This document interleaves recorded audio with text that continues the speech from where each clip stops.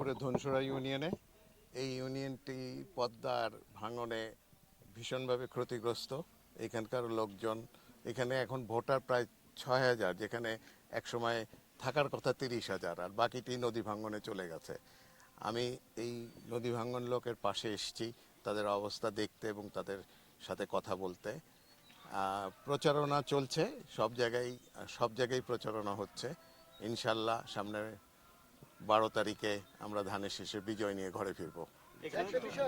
একটা বিষয় হচ্ছে যে সনাতন ধর্মের লোকেরা ইতিপূর্বে আমরা কখনো দেখিনি যে কোনো দলের পক্ষে সরাসরি মাঠে নেমেছে, কিন্তু আমরা যেটা দেখেছি যে সিঙ্গিয়ারে এবং হরিরামপুরে অনেক হিন্দু ধর্মাবলম্বী যারা আছে তারা কিন্তু একজোট হয়ে আপনার পক্ষে নেমেছে। এটা আপনার কাছে কেমন?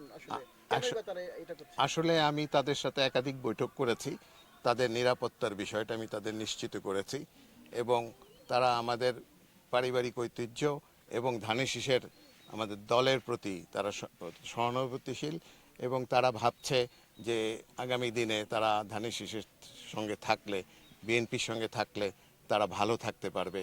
এই আশাতেই আমার মনে হয় তারা এইভাবে আমাদের পিছনে এসছে। পদ্মার পার একটা দুর্গম অঞ্চল, তাদের কাছে খুব ভয়ানক। তো যখন তারা ভাঙনের শিকার হয়, কিছুটা কাজ হয়েছে, সেটা একদম বলার মতো না, মানে অতটা শক্ত না। এখান থেকে আরিচা পর্যন্ত এখনো অরক্ষিত আছে বেশ কিছু জায়গা। আপনার কাছে প্রত্যাশা চাচ্ছে ভোটাররা, কিরকম প্রত্যাশা দিচ্ছেন? আমি দেখেছি পদ্মার ভাঙন, আমি দেখেছি তাদের কষ্ট এবং তাদের সাথে আছি। আমরা এটা নিয়ে কাজ করব।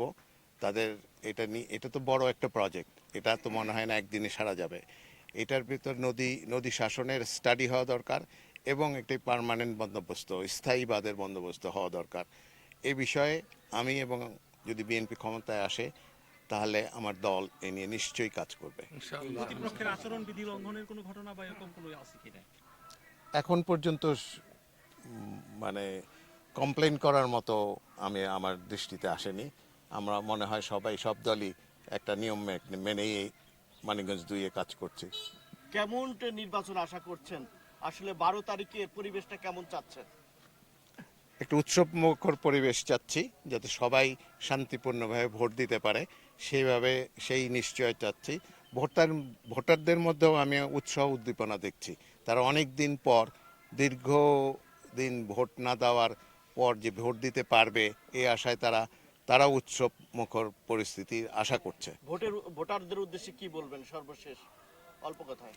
ভোটারদের উদ্দেশ্যে বলবো 12 তারিখে সারাদিন ধানের শীষে ভোট দেবেন এবং ভোট কেন্দ্র পাহারায় রাখবেন, যাতে অন্য কোনো অসুবিধা, অন্য কোনো কিছু না ঘটতে পারে। সুষ্ঠু নির্বাচন না হওয়ার কোনো শঙ্কা আছে? এখনো দেখছি না, তবে সতর্কতা থাকতে হবে।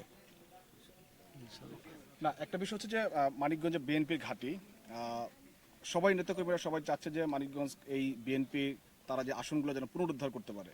তো এই আসনটার কি অবস্থা? মানে আপনি আসলে ধানের শীষকে বিজয় করার ক্ষেত্রে কিংবা তার ঘাঁটিকে পুনরুদ্ধার করার ক্ষেত্রে কতটুকু আশাবাদী এবং কেন মনে করেন যে মানুষ আবার বিএনপিতে আস্থা রাখবে? দেখুন, এই মানিকগঞ্জ বিএনপির ঘাঁটি।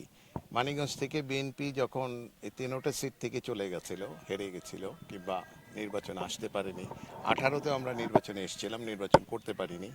এবং পূর্বে আমাদের আগে বিএনপিতে যখন ছিল তখন তারা যে শান্তিতে ছিল, যে অবস্থাতে ছিল, বিএনপি আমার মনে হয় মানিকগঞ্জের জনগণ সেটা এখন উপলব্ধি করতে পারে।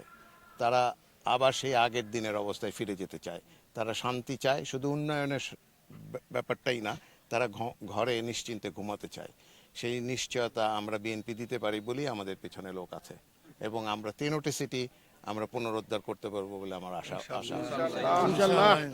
Thank you.